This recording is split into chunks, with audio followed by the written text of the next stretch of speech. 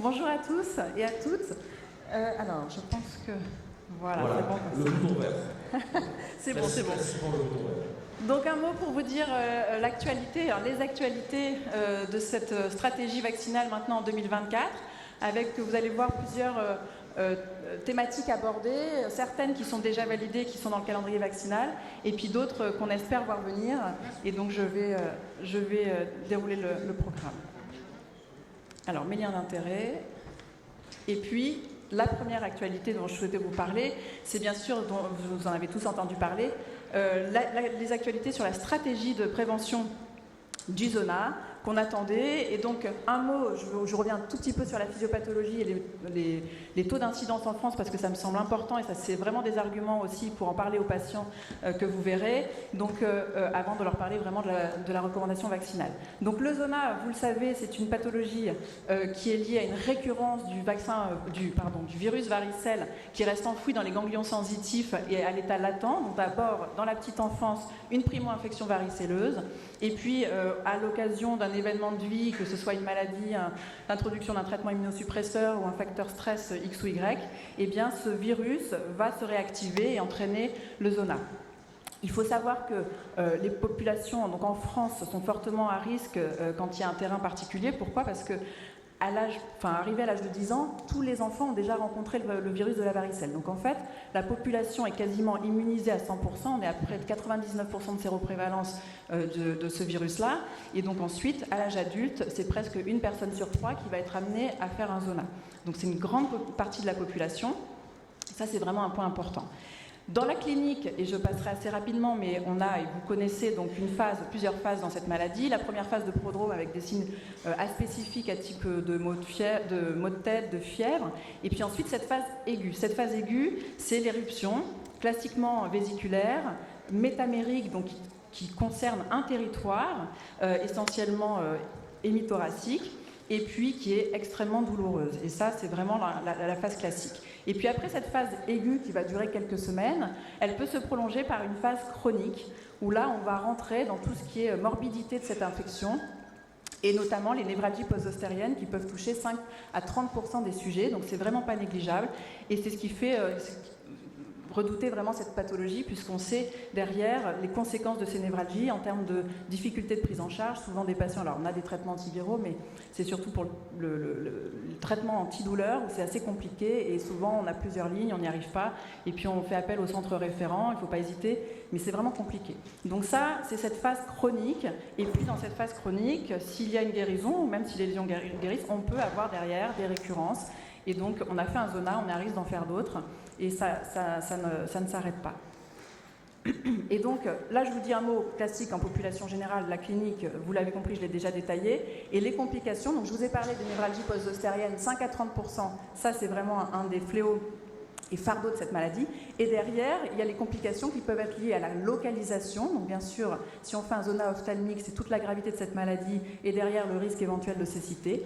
Et puis parce qu'on parle aujourd'hui d'actualité chez le sujet âgé, et les gériatres le savent très bien, on parle assez souvent, mais c'est peut-être pas si connu que ça, il y a les complications à type vasculaire. Donc on sait que quelqu'un qui fait un zona quand c'est un sujet âgé, derrière risque également de faire des complications à type vasculaire, d'AVC ou cardiaque. Donc il ne faut pas négliger ce pan-là, c'est-à-dire que dans les jours et semaines qui suivent une éruption à type de zona, il y a éventuellement des complications vasculaires qui peuvent survenir.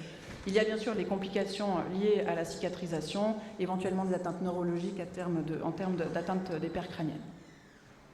Et puis, les populations qui seraient, en plus d'être âgées, éventuellement immunodéprimées, ou même, si on parle des sujets non âgés, mais immunodéprimés, il y a des formes qui sont des formes graves, profuses, avec des atteintes pulmonaires, des hépatites et de nombreuses complications. Donc, bien sûr, le zona, si en plus le terrain est un terrain d'immunodéprimés, est une maladie grave. En termes d'incidence, eh bien, des mots là, des chiffres que vous avez sur les dernières données du rapport Santé publique France, en partenariat avec Santé publique France, du réseau Sentinelle, donc qui est le réseau de surveillance français de plein d'infections, pas que virales d'ailleurs, mais virales entre autres. et notamment du zona, et on a la chance d'avoir ces chiffres-là. Et donc vous voyez qu'en termes d'incidence, cette maladie, elle touche un peu plus de 300 cas pour 100 000 personnes, et puis en termes de recours à une consultation en médecine générale, c'est presque 300 000 consultations annuelles pour le zona, d'accord? Donc c'est un nombre conséquent de consultations. Ça touche en termes de distribution, en termes de sexe, plus les femmes que les hommes. Ça, c'est des données qui sont connues et décrites tant en France qu'à l'international. Et puis avec un âge médian, 65 ans sur les données françaises, mais c'est ce qu'on retrouve également sur les données à l'étranger. Et j'y reviendrai un peu sur ce point-là. Donc là, vous avez, sur ces graphiques, vous voyez globalement ce pic, cette incidence qui décroche, qui est dans les tranches d'âge plus jeunes. Je ne sais pas si j'ai un pointeur, mais... Non. Dans les tranches d'âge plus jeunes, globalement, une incidence est stable, puis vraiment à partir de 50 ans, on voit un décrochage et une incidence qui ne cesse d'augmenter, et c'est valable quel que soit le sexe, avec toujours une prédominance des femmes. Et puis, dans le tableau ensuite, dans le graphique avec les chiffres, vous avez sur les taux chiffrés, vous voyez que quand on compte et qu'on comptabilise finalement toutes les tranches d'âge entre plus de 50 ans, pardon, c'est un peu décalé, jusqu'à et au-delà, eh bien on se rend compte que les sujets à partir de 50 ans représentent en fait plus de 70% des cas de zona. Donc il y a vraiment une augmentation de l'incidence liée à l'âge, et ça c'est un point essentiel à prendre en compte. Et puis plus chez les femmes, ça je vous l'ai dit. Ici, pour vous montrer, et donc j'en parlais, on fait un zona, on a risque d'en refaire, et bien effectivement, sur les données qu'on a toujours du réseau Sentinelle, vous voyez que les sujets qui ont déjà fait un zona sont à risque d'en refaire un, puisque là, on a des sujets qui viennent pour zona, qui avaient déjà fait pour un quart d'entre eux un zona dans les 2 ans, l'autre quart un zona dans les 5 ans. Donc, on fait un zona, on a à risque d'en refaire, et ça, il faut en tenir compte, et vous verrez que l'indication de la recommandation en tient compte. Avant d'attaquer cette partie sur le nouveau vaccin qui induit du coup une nouvelle stratégie dans la prise en charge du zona en France, juste pour bien comprendre, c'est que ce facteur lié à l'âge, c'est que vous rencontrez le virus quand vous êtes petit, il y a une immunité qui se fait, essentiellement une immunité aussi cellulaire, et cette immunité va se perdre avec le temps, parce qu'on sait qu'on a un phénomène d'immunosénescence qui fait que quand on vieillit, alors c'est un critère qui n'est pas du tout ce que retiennent aujourd'hui les gériatres, parce qu'on fixe l'immunité et l'immunosénescence à partir de 60 ans en général, et donc on n'est pas gériatrique à 60 ans, vous le savez, mais en tout cas, à partir de 60 ans, on a quand même une immunité qui est moins performante et qui fait que cette immunité cellulaire qui permettait de contenir cette réplication virale enfouie est moins performante, et donc on est à risque de récurrence. Donc vraiment, c'est pour ça qu'on retient ce critère d'âge.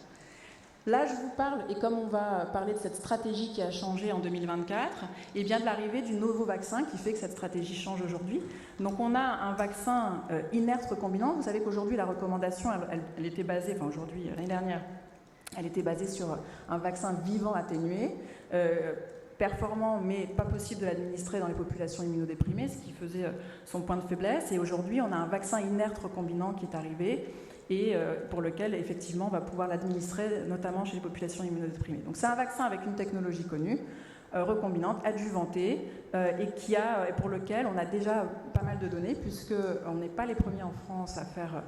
à l'intégrer dans la stratégie. De nombreux pays, y compris les voisins, l'ont intégré et ça fait maintenant plus de 10 ans. Et donc l'avantage quand on ne commence pas les premiers, c'est qu'on peut tirer l'expérience de ceux qui avaient commencé avant nous. Et donc on a pu bénéficier de l'expérience des pays voisins. Donc on a des données d'efficacité maintenant, vraiment tant d'efficacité, vous voyez sur les parties gauches où on parle d'efficacité en anglais, qui sont des données d'efficacité obtenues dans les essais cliniques, d'accord, qui sont en général les phases pilotes, et puis ensuite, sur les 2 dernières colonnes, les données d'efficacité qu'on dit en vie réelle, et ça, c'est des données qu'on obtient en population, une fois que les stratégies vaccinales sont mises en place, et qu'on regarde avec des patients qui ne sont pas les patients, qui sont pas tout à fait les patients qu'on a dans les essais cliniques, puisqu'en général, il y a quand même moins de comorbidité, et voire moins de sujets âgés dans les essais cliniques. Là, on a des données en vie réelle qui sont vraiment des données importantes et qui permettent de consolider des recommandations, voire des fois de les modifier. Donc vous avez les données d'efficacité, et à chaque fois vous voyez avec des taux remarquables. Donc quand on parle de l'efficacité sur les études qui ont permis d'obtenir une AMM pour ce produit, on était à plus de 90% d'efficacité. tant sur la prévention du zona que sur la prévention des névralgies post-ostériennes. Ça, il faut savoir le préciser. Dans les deux cas, on a une efficacité, c'est quelque chose qu'il faut indiquer aux patients. Et on voit, ce qui est tout à fait intéressant, que ces données d'efficacité, finalement, quel que soit l'âge auquel on administre le vaccin, eh bien, on reste sur des données d'efficacité très intéressantes. Et ça, c'est important parce qu'on sait que quand on vieillit, et avec toujours donc l'idée de l'immunosénescence sous-jacente, la réponse vaccinale est moins performante. Là, avec ce vaccin, sur ces données-là, on voit que malgré tout, l'efficacité est conservée. On a perdu quelques points en efficacité quand on regarde les données d'efficacité en vie réelle, mais ça, c'est assez classique. Pour autant, on garde une efficacité tout à fait intéressante et qui permet pleinement de l'intégrer à une recommandation de stratégie vaccinale. Nous sommes à mi-chemin. Ah oui, j'avance. Rapidement pour vous dire qu'on a aussi des données à 10 ans. Et donc ça, pour dire qu'on garde de l'efficacité, y compris à 10 ans. Donc pour l'instant, on ne parle pas de rappel, on injecte, on fait le schéma de primo-vaccination et on verra ensuite avec les données ultérieures. Je passe rapidement, le message de ça, c'est pas de vous retenir que vous reteniez les chiffres, mais c'est pour vous dire qu'on a déjà des données, y compris dans les populations immunodéprimées, pour dire que ce vaccin fonctionne et qu'il a une place. Donc c'est pas souvent ce qu'on a quand on commence, mais comme on a pu bénéficier des données des pays voisins, on a déjà ces données-là. Donc la recommandation aujourd'hui, eh bien c'est celle-ci, c'est les populations globalement, quel que soit le terrain, sur un critère d'âge, donc en fait finalement comme d'autres vaccins, grippe notamment, où on peut vacciner donc à partir de 65 ans. Et puis, si on a un terrain d'immunodéprimé qu'on n'a pas 65 ans, on reste éligible à partir de 18 ans. Donc là, c'est quand on a une pathologie innée, quand on a des déficits acquis et qu'on est immunodéprimé sur un terrain de maladie qui serait intervenue à l'âge adulte, par exemple, ou des corticoïdes, etc., au long cours. J'ai mis en aparté que vous allez avoir des recommandations de l'immunodéprimé qui sont en train d'être vues et qu'on aura bientôt en France, parce que les dernières datent de 2014, et donc elles vont être réactualisées. La stratégie, c'est 2 doses, à 2 mois d'intervalle idéalement, mais qui peuvent être étendues. Donc si on loupe le M2, c'est pas grave, on fait la dose après, on peut aller jusqu'à 6 mois, bon, voilà, donc il n'y a pas de problème. Point important, si la personne avait déjà reçu un vaccin vivant au préalable, il y a peu de chances parce qu'on a 1% de couverture vaccinale, mais enfin si vous tombez sur la personne qui l'a reçu, il n'y a pas de problème pour faire derrière un schéma avec un vaccin recombinant, puisque, sans arrière-pensée, on peut le proposer. Il faut un délai d'1 an. Pareil, si la personne a fait un zona au préalable, il faut le proposer. Au contraire, j'ai envie de dire, je vous ai montré que quand on faisait un zona, on était à risque d'en refaire. Donc, c'est des patients qui sont éligibles à cette vaccination malgré tout. Et puis, on n'attend pas le délai d'1 an si c'est quelqu'un qui va être immunodéprimé, qui va avoir un traitement immunosuppresseur dans les prochaines semaines. Il faut vacciner avant et donc on vaccine. Point important. Et ça, je sais que vous y êtes particulièrement confrontés dans votre profession, la co-administration. La co-administration est possible. On sait maintenant que c'est quelque chose de très important. Autant il faut une bonne efficacité, un schéma simple, mais il faut aussi permettre la co-administration pour améliorer les couvertures vaccinales. Vous voyez le patient une fois, vous n'êtes pas sûr de le revoir. Donc quand vous le voyez, vous co-administrez, il n'y a pas de problème. Et là, on peut vraiment le faire, ce d'autant que là, on peut le co-administrer avec les vaccins qu'on recommande également dans ces populations-là, donc grippe, pneumocoque, tétanos qu'on met à jour, idéalement coqueluche dans une période d'émergence comme aujourd'hui, et Covid. D'accord ? Donc vraiment la co-administration, et simplifions les schémas, il n'y a pas de problème pour assurer les sujets par rapport à ça. Voilà ce que je voulais dire pour le zona. Je vais aller plus vite pour le pneumocoque, mais il y a moins de données. Enfin, moins de données, pardon, il y a beaucoup de données, mais j'ai moins de slides, moins. Donc la stratégie a changé aussi. Et ça, c'est vraiment bien, avec une stratégie qui arrive et toujours dans une idée de simplification chez l'adulte. Et ça, c'est vraiment important parce qu'on espère que ça va nous permettre d'augmenter, non seulement de protéger mieux les patients, bien sûr, avec des sérotypes qui sont adaptés aux sérotypes circulants aujourd'hui. Donc on passe du Prevnar 13 valences au 20 valences. Donc on reste sur un vaccin conjugué polyosidique avec donc du coup performant en termes de réponse, mais qui couvre en plus les sérotypes qu'on souhaite couvrir aujourd'hui, puisque vous savez qu'avec les vaccinations, des fois, il y a un glissement, une évolution sérotypique. Et donc, il a vraiment toute sa place, ce vaccin-là, et en plus, c'est une dose. Donc ça simplifie grandement les choses. Et encore une fois, vous voyez le patient une fois, vous lui faites l'administration, il est vacciné et protégé. Pour l'instant, on ne parle pas de rappel. On aura des données bientôt. On espère que, et du fait de sa technologie, il soit performant. Et voilà, pour l'instant, on n'est pas forcément à dire qu'il faudra un rappel. À voir, les données nous le diront ultérieurement. Donc il est maintenant disponible en pharmacie et il remplace le schéma 13 puis 23, donc vraiment une dose de ce vaccin-là. Je vous ai mis là rapidement les recommandations, vous les avez dans le calendrier vaccinal bien évidemment, mais globalement quelqu'un qui est naïf de vaccin, vous lui faites une dose, il est vacciné et c'est fini. Quelqu'un qui aurait bénéficié soit du pneumo 23, enfin du pneumovax avant ou du 13 valent avant, vous lui faites une dose à partir du moment où il y a un intervalle d'1 an. Et puis si c'est quelqu'un qui avait déjà reçu un schéma complet, comme on faisait avant, c'est-à-dire un rappel à 5 ans, donc on attend 5 ans pour lui faire une dose du 20 valent. Voilà, là je vous ai remis les populations éligibles, donc bien sûr tous les patients comorbides, ça c'est vraiment très important, il faut le retenir. Certains pays ont choisi même une stratégie juste sur un seuil et sur l'âge, parce qu'on sait qu'on on est à sur-risque quand on a plus de 65 ans. Là, en France, on reste sur des pathologies, des comorbidités. Je vous les ai remises parce que ça me semble essentiel. C'est un vaccin qui est sous-prescrit. On a des couvertures vaccinales, y compris chez les patients qui sont éligibles, mais je parle même des patients tout simplement, on parle de pneumocoque, on parle de pneumologie, on parle d'oncologie. Dans ces populations-là et ces patients-là, la couverture vaccinale est très insuffisante. Donc il faut y penser et il faut absolument mettre à jour ces vaccinations. Et maintenant, avec une simplification de la stratégie, on espère que ça va aider. Je pense être encore dans mes temps. Donc là, une avant-dernière grande partie, on va dire, sur l'évolution et finalement une stratégie à venir. Donc on a parlé de ce qui est fait, parce que Zona, c'est acté et pneumocoque, c'est acté. Et puis là, c'est une stratégie à venir, mais qui me semblait importante dont il me semblait important de vous parler aujourd'hui, parce que c'est, on l'espère, imminent.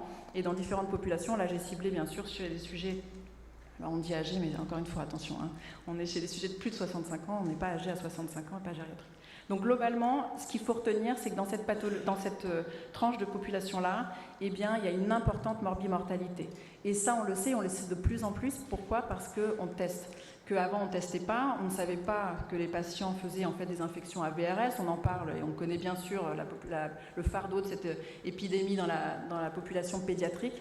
Mais maintenant, on le sait de plus en plus, on le connaît de plus en plus également chez les populations plus âgées. Et clairement, on sait maintenant, et les données le disent, qu'on a une importante morbimortalité autour de cette pathologie-là, avec, alors bon, là c'est un papier qui comparait les données également dans les pays en voie de développement, mais nous on voit qu'effectivement dans les pays développés, on a beaucoup d'hospitalisations, du coup moins de décès. Ça c'est vraiment des choses importantes. Certes, il n'y a pas forcément derrière un impact majeur sur la mortalité, encore que. Chez les enfants, ça c'est sûr que l'engorgement du système de santé, c'est vraiment le premier fléau avec cette maladie-là. Il y a un peu de morbidité, mais pas de mortalité en France, je pense, parce qu'après dans les pays en voie de développement, c'est complètement différent. Chez les sujets âgés, attention, on a quand même une vraie morbimortalité, et aujourd'hui les chiffres nous montrent que c'est quasi identique à la grippe. D'accord ? Donc c'est vraiment un fléau, il faut qu'on s'y intéresse, et maintenant qu'on le dépiste, parce qu'on a ces tests multiplex, notamment de PCR, qu'on fait un peu avec l'arrivée de la Covid, on commence maintenant à tester tous ces virus respiratoires, on a des données et on sait qu'il y a une conséquence. Il y a une conséquence chez un patient qui serait comorbide, avec une aggravation, une décompensation de la comorbidité. Je pense aux patients cardiaques qui vont faire l'insuffisance cardiaque, voire faire l'infarctus derrière, et ça c'est très bien décrit et on le sait parfaitement. Et puis derrière, les conséquences sur la qualité de vie, avec souvent une perte et une altération de l'autonomie. Les gériatres, ils sont très sensibles. Ils sont très préoccupés par cette infection et attendent le vaccin. Là, c'était pour vous montrer globalement où on en était. Vous voyez qu'il y a vraiment un intérêt de la recherche autour de cette pathologie-là, avec sur le tableau à gauche, globalement, selon les populations pédiatriques, femmes enceintes, sujets âgés, on voit tout le développement qui se fait. Et puis, je vous ai mis à droite ce qui arrive et ce qui est beaucoup plus imminent, et en ciblant les sujets de plus de 60 ans pour lesquels on a des données de recherche. Et vous voyez qu'on a au moins 3 candidats vaccins qui arrivent de façon, on l'espère si la recommandation tombe, en tout cas pour lesquels on a des données publiées. Et je vais y revenir là un petit peu plus en détail. Donc là, globalement, on a cette étude avec un premier candidat vaccin donc, du laboratoire GSK, étude, donc un essai randomisé versus placebo, avec du coup des données d'efficacité. C'est un vaccin recombinant adjuvanté, et qui a été fait dans des populations de plus de 60 ans, avec toujours un petit peu le point faible de ces études, même si elles sont très robustes, même si elles sont indiscutables, c'est que pour nous, on aime bien avoir les données chez les sujets plus âgés, et vous voyez que quand on regarde la tranche d'âge des plus de 80 ans, ça représente une population infime de l'essai, donc on attend d'avoir des données ensuite dans ces populations-là, mais globalement quand même, des données robustes et tout à fait intéressantes. Donc l'idée, c'était de regarder l'efficacité de ce vaccin pour la prévention des infections respiratoires basses chez les sujets de plus de 60 ans. Et vous voyez des données d'efficacité remarquables. Donc on est à 82% sur tout type d'infection respiratoire basse à VRS. Et quand on regarde les formes sévères, et moi j'ai envie de dire c'est presque qu'on veut regarder de plus, c'est comme pour la grippe, on peut être vacciné, faire la grippe, mais ce qu'on ne veut pas c'est l'hospitalisation et la forme grave, et bien on voit là qu'on protège à 94% des formes graves. Donc ça c'est un élément essentiel, et puis ce qui est dit ensuite dans l'étude, c'est qu'il semble que dans les sous-analyses qui ont pu être faites, quel que soit le sous-type viral, également quel que soit l'âge, et les données de comorbidité, pareil, dans ces populations-là, il n'y a pas forcément toutes les comorbidités, c'est des données de patients qui sont inclus dans les études, qui ne sont pas forcément les plus comorbides, comme ce qu'on peut voir en vie réelle, mais ça a quand même son importance. Donc ça, c'est les premières données. Faut que j'avance. Alors, les dernières données, juste pour vous dire, c'est pareil. Ok, très bien. Les dernières données, c'est pareil. Deuxième vaccin de Pfizer, globalement, je passe directement, en termes de population, on était sur les mêmes types de population, peut-être un peu plus de comorbides. Et là, les données d'efficacité, vous voyez, pareil, on est globalement sur les formes graves avec plus de 3 symptômes, 85%, donc une efficacité tout à fait intéressante. Les données du troisième candidat, haute technologie, qui est un candidat, donc Moderna, qui repose sur la technologie que vous connaissez, Covid, ARN messager. Et là, vous voyez qu'on a aussi des données d'efficacité tout à fait intéressantes, plus de 80%. Donc on a des candidats à vaccins. Maintenant, il faut que ces dossiers-là soient étudiés, qu'on ait une recommandation, mais on peut espérer en tout cas en avoir une. Vous voyez que c'est inscrit dans les notes de cadrage de la HAS, donc c'est inscrit au programme et que cette stratégie vaccinale va être étudiée et qu'on peut espérer avoir derrière une recommandation vaccinale.